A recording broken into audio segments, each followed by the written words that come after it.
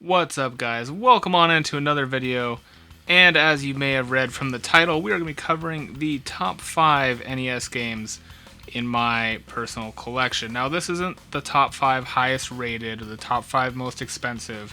This is my own top 5 games, the ones that I hold nearest and dearest to my heart. Let's check them out.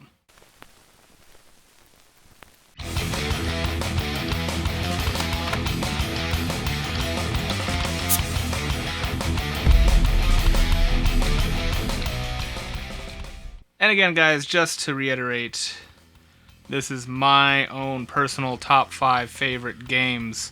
Now, I actually can't put these in any specific order, so it's just going to be my top 5 favorite, but I am going to list them from the most obvious and most well-known down to probably the most obscure. And I'm going to go through my reasons for each. We'll start off with probably the most well-known. Well, the first two are kind of a tie for probably being the most well-known, most popular. Not even just among collectors, but also just general fans of Nintendo. And the first is the original Legend of Zelda. Now, don't go anywhere. I know what you're thinking. Oh, this is going to be so obvious. You're just going to go through Zelda and Mario and Castlevania and all those. So this is for a good reason. Legend of Zelda is probably my favorite series, favorite franchise overall. And I know that's not saying a lot, because a lot of people love the Zelda series. But this is important to me because not only is it a fantastic game, but it launched probably the best video game franchise of all time. So I'm just listening back, and I heard what I said, best franchise of all time, and I know that's gonna make some of you angry. Deal with it. Next up, number 2, if you will, Mega Man 2. I told you I was going to get the most popular ones out of the way first. Now, this is my favorite Mega Man of all time. I know that's a fairly broad claim to make. I do like other Mega Mans. I have Mega Man 1. I have a few other ones. I really like the Battle Network series, especially 5 is probably my favorite out of those, just because of the RPG elements. But this one is probably the best combination of game design, music, and just a ton of fun to play. It's not too hard. It doesn't really have that Nintendo hard setting or NES hard setting. And it's just a real fun to play. I actually have beat this. It happens rarely. I know I'm shit at games, but occasionally I can be good at them. And yeah, this is just by far my favorite Mega Man series, or my favorite Mega Man game on any system. And just so happens it's on the NES. Now, I'm going to get into some multiplayer games. I love playing multiplayer games on the NES. In fact, for a long time, I exclusively only bought multiplayer games on the NES because I wanted to play with my friends. Now, this one is probably one of the most well-known multiplayer games, Double Dragon 2. Fixed a lot of issues with Double Dragon 1. Definitely not as bad as 3. Still has some weirdness, especially with the jumping not always working, especially on that factory level, and a couple of the other like disappearing platforms. That's just kind of cruel. But all in all, this is a solid platformer, solid beat 'em up, and just a solid game overall. Alright, number 4. Now, this is my all-time favorite multiplayer game. And no, it is not Super Mario Bros. That doesn't count. You just trade the controller. It's Jackal. Now, this is actually a fairly unknown game. Unless you've been a collector of NES for a while, you probably haven't even really heard of this one. So, Jackal actually started off as an arcade machine, which a few of these did, including Double Dragon, which we just talked about.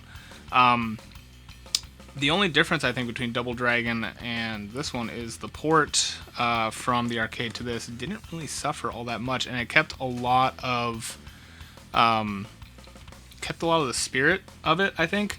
It's just a ton of fun. You drive around as a Jeep, and you have weapon upgrades, you have grenades, missiles, a Gatling gun, you can run over enemies. I've talked a lot about this game before, so I'm not going to cover it too much, but if you have an NES or a way to play NES games and you have not played Jackal, go play it.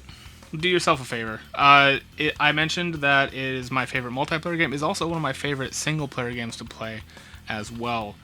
So I would highly recommend checking this out. This would actually be higher on the list, except for I recently really got into this 5th game that I'm going to talk about right now, and that is Friday. No, I'm just kidding. That's not it. It is the Lone Ranger.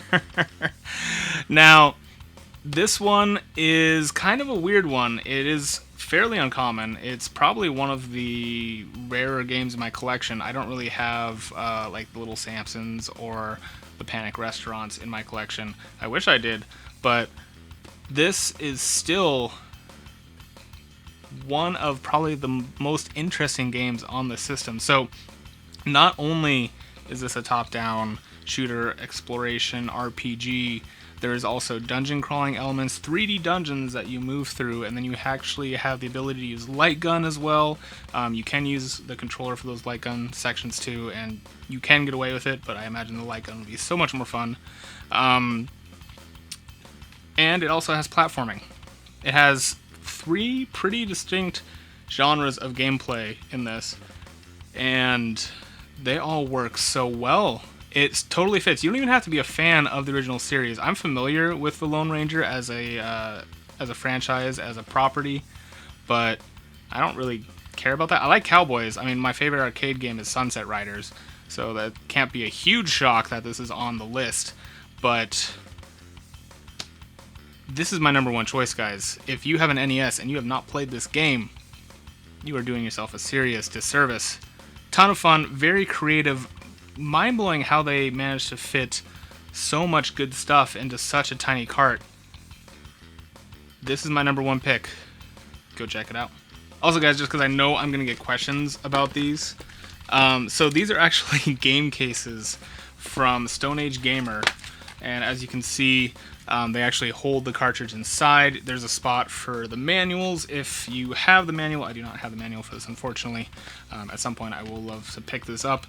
But the nice thing about these is you can print custom game art for them. So this is the box that it would have came in when you bought it back in the day. I don't really collect the boxes. I usually collect just games and manuals just because it's easier for me, and I have a hard time justifying paying that much for cardboard. I know I'm kind of a weird, I guess, that way, but the other cool thing is I actually added my own labeling system, so they're color-coded based on the genre. It also says the genre.